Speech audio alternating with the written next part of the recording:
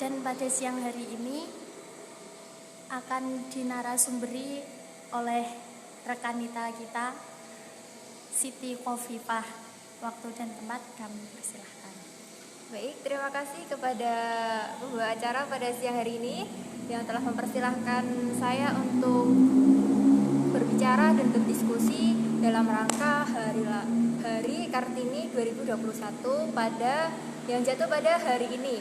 Baik, yang pertama seperti kita ketahui, Kartini lahir di Jepara 21 April 1879. Banyak sekali motivasi-motivasi yang dibawakan oleh Kartini, baik dari pemikirannya, dari gebrakannya, bahkan dari karakternya pun sangat mendarah daging untuk perempuan-perempuan sampai saat ini. Justru karena di sini kita bergerak di Ikatan Pelajar Putri Nahdlatul Ulama, pastinya kita juga memiliki tokoh di balik itu, yaitu Raden Ajeng Kartini, di mana beliau ini merupakan tokoh perempuan yang sangat luar biasa dengan segala yang diberikannya. Banyak sekali tulisan-tulisan yang dituliskan beliau hingga sampai saat ini memotivasi kita untuk terus berkarya, terus berinovasi dalam mengembangkan bakat dan minat kita. Nah, di sini kita seperti yang kita ketahui ya, Hari Kartini pada hari ini, yang jatuh pada hari ini, tentunya membuat kita tidak boleh tinggal diam, tidak boleh berhenti hanya sebatas Kartini itu mitos, Kartini itu ya itu hanya zaman dahulu, salah. Tapi Kartini itu akan selalu ada di jiwa-jiwa kita perempuan-perempuan, untuk meneruskan perjuangan beliau. Seperti halnya tema yang diangkat pada siang hari ini oleh pimpinan anak cabang Ikatan Pelajar Putri Nahdlatul Ulama, yaitu perempuan masa kini.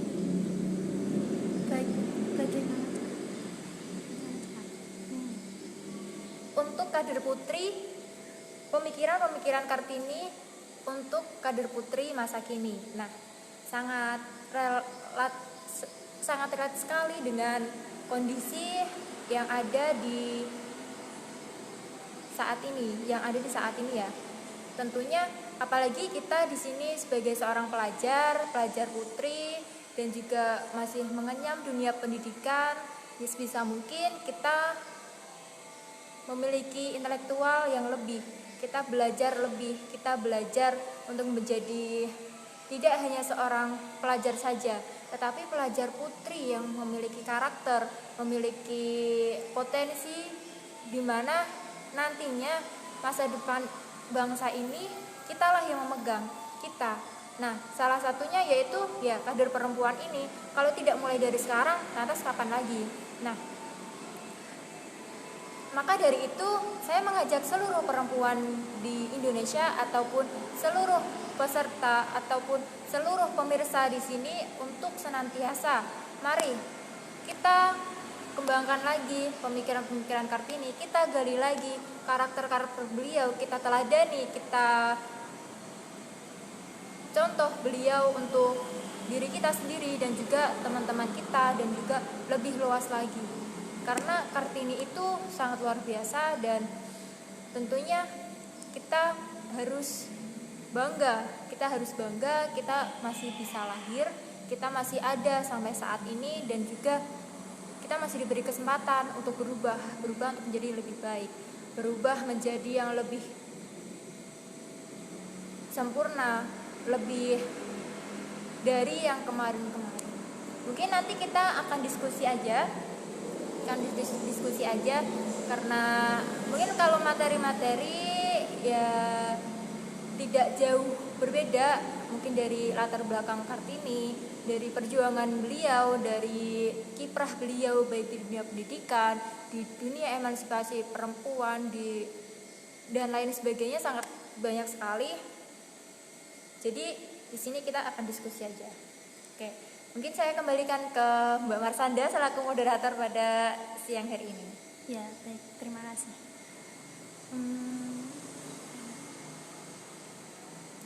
di sini. Gimana sih cara menghilangkan stigma? Tadi sudah disebutin bagaimana cara menghilangkan stigma negatif terkait pendidikan perempuan di masyarakat. Oke, stigma negatif ya. Stigma negatif itu contohnya seperti apa? Apakah mereka mungkin di masyarakat pendidikan tinggi apa sih, buat apa sih pendidikan tinggi-tinggi, toh nantinya cewek itu nanti juga bakal larinya ke dapur, mungkin seperti itu ya yang dimaksud ya, bener ya. Nah, jadi gini teman-teman, jadi gini rekan-rekan kita atau pemirsa semuanya, gimana sih caranya menghilangkan stigma negatif yang ada di masyarakat terkait pendidikan perempuan. Oke, sangat bagus sekali diskusinya. Nah, jadi gini, ketika kita memandang pendidikan itu biasa aja, maka stigma-stigma yang ada di masyarakat nantinya perempuan toh hanya di dapur aja, toh ngulek sambel aja atau yang lain sebagainya. Seperti itu ya? Iya. Sama di rumahnya Mbak Marsani juga seperti itu. Iya. Aduh, sama tempat saya pun juga masih sama seperti itu. Apalagi kita yang notabene di Kabupaten Grobogan, di Kecamatan Tawang Harjo, dan juga tinggal di pedesaan, pun pasti stigma-stigma itu masih melekat erat di masyarakat. Nah, gimana caranya menghilangkan stigma tersebut? Yang pertama adalah dari diri kita sendiri. Nah, di sini kita sebagai perempuan juga berhak mendapatkan pendidikan. Nah, seperti yang sudah kita ketahui bahwa pendidikan wajib itu adalah 12 tahun. Nah, selain itu kita juga berhak melanjutkan pendidikan di perguruan tinggi. Nah, ketika stigma-stigma itu masih ada, ya abaikan aja. Toh yang menjalani kita, toh yang melaksanakan kita, toh nantinya yang akan menuai buahnya pun juga kita. Mereka hanya nyinyir aja, mereka hanya cuap-cuap aja gitu di luar sana. Nah, artinya apa? Artinya yang menjalani kita, yang mendapatkan kita, ya abaikan aja omongan-omongan yang negatif-negatif itu. Justru jadikan itu sebagai motivasi kita untuk lebih giat lagi, lebih memberikan bukti kepada mereka bahwa pendidikan tinggi itu juga baik untuk kita dan juga untuk masyarakat. Tentunya apa? Banyak kan nih, kalau misalkan nih mau daftar jadi CPNS, apakah hanya ijazah SD aja cukup? Enggak kan? Enggak cukup kan? Terus misal nih ada dokter-dokter, ada ilmuwan, apakah cukup ijazah SD? Enggak cukup. Nah, artinya apa? Pendidikan itu penting. Untuk apa? Untuk merubah bangsa ini menjadi lebih baik lagi. Oke, mungkin seperti itu ya, Mbak Marsanda. Ada lagi nggak nih? Masih ada. Aduh, kayaknya banyak banget ini. Aduh. Untuk yang selanjutnya, cara menghilangkan stigma negatif terkait wanita pekerja itu gimana? Wanita pekerja itu berarti guru kayak gitu ya? Duh, banyak banget ya. Oke. Bagaimana menghilangkan stigma negatif wanita pekerja? Oke, jadi gini. Banyak kan di sini, mungkin teman-teman di sini juga banyak menjadi wanita pekerja, perempuan pekerja, bekerja baik itu udah menikah ataupun belum menikah, sudah memulai karirnya. Nah, jadi ketika perempuan itu bekerja, bukan berarti dia ini negatif, dia ini suka keluar malam, suka yang nggak baik-baik seperti itu ya. Jadi justru ketika perempuan itu bekerja, artinya perempuan itu mandiri dong. Artinya perempuan itu bisa mencukupi kebutuhannya sendiri, pun bahkan dia bisa membantu suaminya dalam memenuhi kecukupan keluarga. Nah, artinya perempuan pekerja ini justru menjadi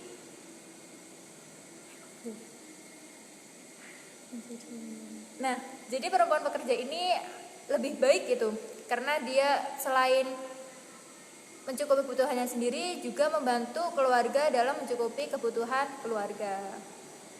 Nah, apalagi misalnya ya, stigma perempuan pekerja ini juga sering ada gitu ketika perempuan itu belum menikah. Nah, biasanya kalau laki-laki itu gini, dia pekerja, nanti kalau misalkan aku nikah sama dia bakal nggak mau, bakal jadi perempuan yang marah-marah, sibuk, nggak bisa ngurus rumah dan sebagainya. Mungkin stigma itu masih ada ya. Nah, maka justru ini loh, kalau misalkan laki-laki itu nggak bisa gitu ya, nggak bisa menerima kita apa adanya, ya udah berarti dia bukan jodoh kita, ya sih. Dia tidak ditakdirkan untuk kita. Kenapa? Karena dia pun tidak bisa memahami kita seutuhnya gitu.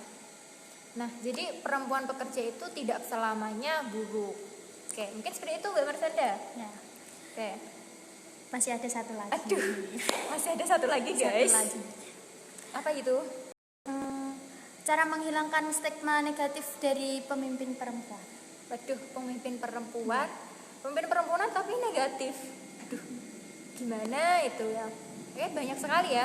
Jadi gini, pemimpin perempuan negatif di masyarakat.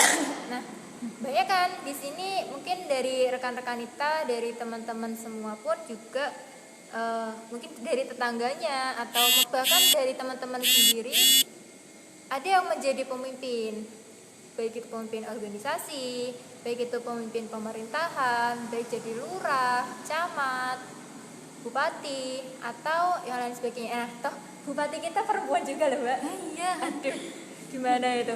Nah, jadi gini, kembali lagi tadi, komunikasi dengan keluarga, komunikasi dengan yang dekat dengan kita. Misalnya ya, saya perempuan, saya menjadi pemimpin. Artinya apa? Artinya saya pun juga pasti akan mempertimbangkan lain dan lain sebagainya. Seperti keluarga saya, misalkan saya kerja dari jam 8 sampai jam 12. Artinya kita bisa berkomunikasi dengan suami, kita bisa berkomunikasi dengan ibu kita, dengan anak kita untuk pembagian waktu dalam mengurus rumah, seperti itu. Jadi nggak selamanya pemimpin perempuan itu buruk. Justru bahkan di sini di ruang pemerintahan pun juga diperlukan pemimpin-pemimpin perempuan. Pemimpin yang namanya pemimpin itu tidak mesti jadi ketua ya, tapi minimal pemimpin dari dirinya sendiri. Dia bisa membentengi dirinya sendiri dari hal-hal buruk di luar sana. Dia bisa mengayomi teman-temannya, dia bisa mengayomi warganya. Itu yang dimaksud. Apakah itu yang dimaksud dengan stigma negatif? Tidak kan? Tapi di masyarakat lain, di masyarakat pada umumnya justru menganggap bahwa ketika pemimpin itu perempuan, maka nanti masyarakatnya itu tidak begitu terurus, tidak begitu ada yang memperhatikan. Justru itu hanya pemikiran-pemikiran yang negatif aja. Kita bisa mengambil yang lainnya. Kita bisa menjadikan perempuan yang lainnya itu lebih memiliki posisi dan berperan untuk pembangunan. Mungkin seperti itu. Jadi kalau misalkan Mbak Marsanda ini nanti jadi bupati, amin gitu ya, menggantikan Bu Sri Tua Mbak Gedung. Nah, kebetulan ya bupati kita pun perempuan. Artinya apa? Perempuan juga berhak memiliki posisi baik di tingkat atas dan juga bahkan itu jadi ketua DPR RI pun juga perempuan, Gubernur Jawa Timur perempuan, apalagi yang perempuan ya, Lurah Mayahan perempuan dan lain sebagainya ya. Banyak sekali ya perempuan-perempuan di ini udah menduduki tatanan pemerintahan. Jadi nggak ada salahnya menjadi pemimpin perempuan. Ini seperti itu. Ada lagi Mbak? Udah. Alhamdulillah, akhirnya udah selesai. Oke, mungkin cukup itu ya.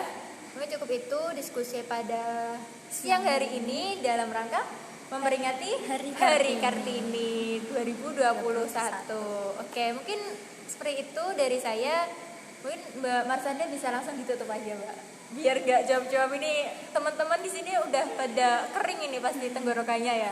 Udah pada kering, udah siang seperti ini, cuacanya panas dan tenggorokannya pasti kemeri gitu. Oke, saya kembalikan ke Mbak Marsanda. Ya, terima kasih Bu Kenta.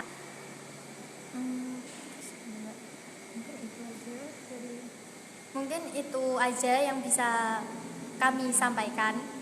Kurang lebihnya bisa dilebihin sendiri. Bisa dilebihin sendiri ya. Iya. Gak usah diambil.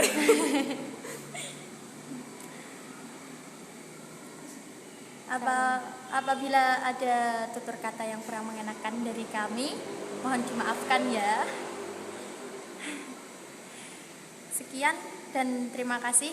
Wassalamualaikum warahmatullahi wabarakatuh. Waalaikumsalam warahmatullahi wabarakatuh. Terima kasih semuanya. Dadah. Ya